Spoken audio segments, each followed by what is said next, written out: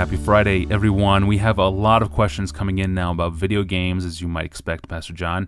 Here's one from a listener named Elizabeth who writes in and says, Pastor John, I'm engaged to be married to a man who is addicted to video games. He says he wants to stop, but his life shows very little fruit, and he keeps playing games.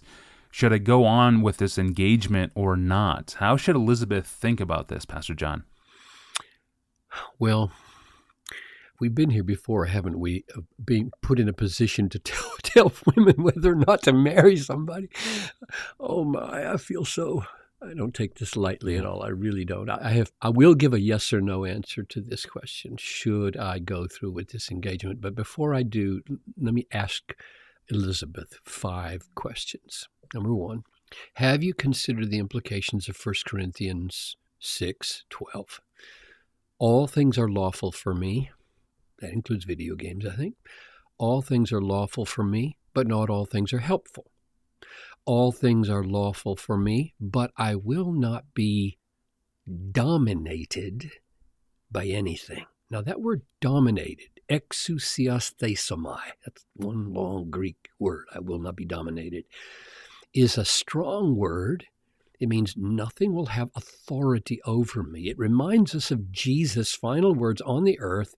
All authority in heaven and on earth has been given me. Go make disciples. That is, call people out from under every alien authority because you have my authority and they should submit to my authority because I'm the strongest authority on the planet. And we call them out of demonic oppression and horrific false religions, and nothing is to be enslaving, even the most subtle temptations of video games.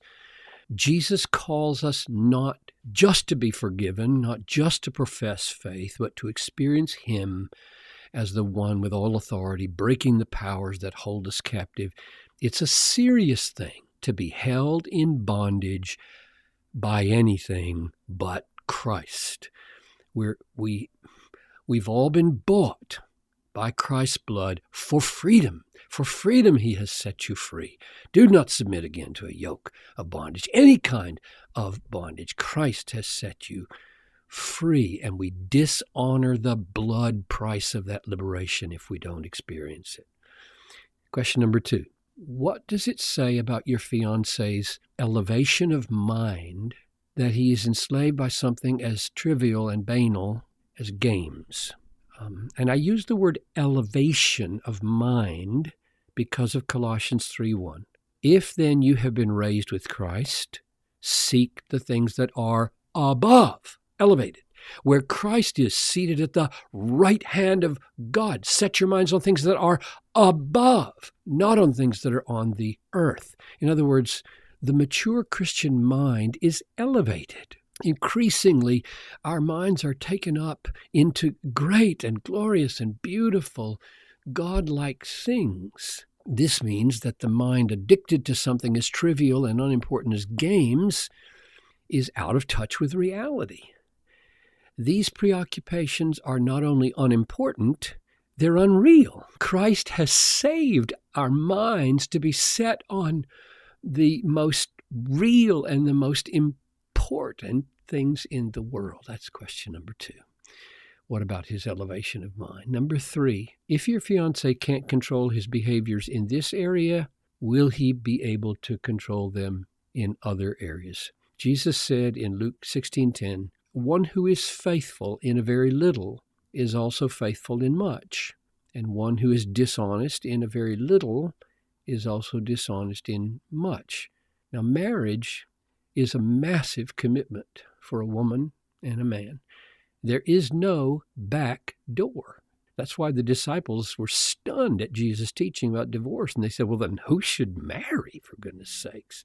And Jesus said, well, it's not given to everyone. Maybe you shouldn't.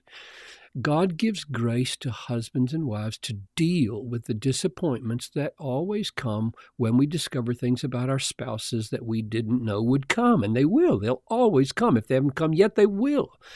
But at the front end, before you are married, be as wise as you can be so that you don't make a covenant with a man who gives little evidence of his ability to control himself. Question number 4. Will this man be able to lead you in the way that Ephesians 5 describes as your head?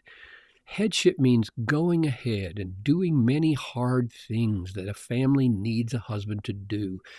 Doing hard things, which is what headship always involves, means denying immediate gratification of one of the and then pursuing the desire of some long-term joy in obedience and love and sacrifice and helpfulness. If he cannot deny himself a video game, will he be able to deny himself things for the good of the family? Will he be able to get up from the television? Will he be able to leave his hobby in the garage? Will he be able to put his book down?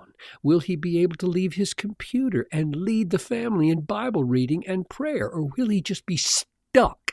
He's not leaving his TV, he's not leaving his computer, he's not leaving his garage. It doesn't matter whether the family is perishing in the living room or not, if he has no self-denial and no self-control.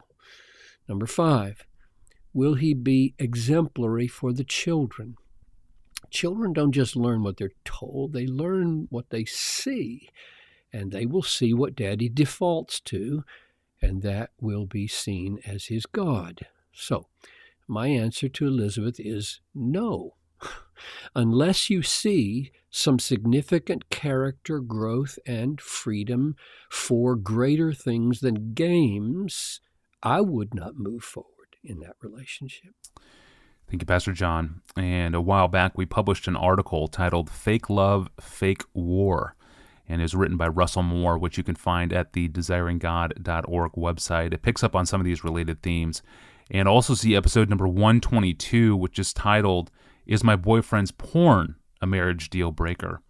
It's always great to hear from listeners. If you have a question, please email it into us at askpastorjohn@desiringgod.org and visit us online at desiringgod.org to find thousands of books, articles, sermons, and other resources from John Piper, all free of charge. We have a new week ahead and a new list of questions queued up for Pastor John. I'm your host, Tony Reinke. We'll see you on Monday.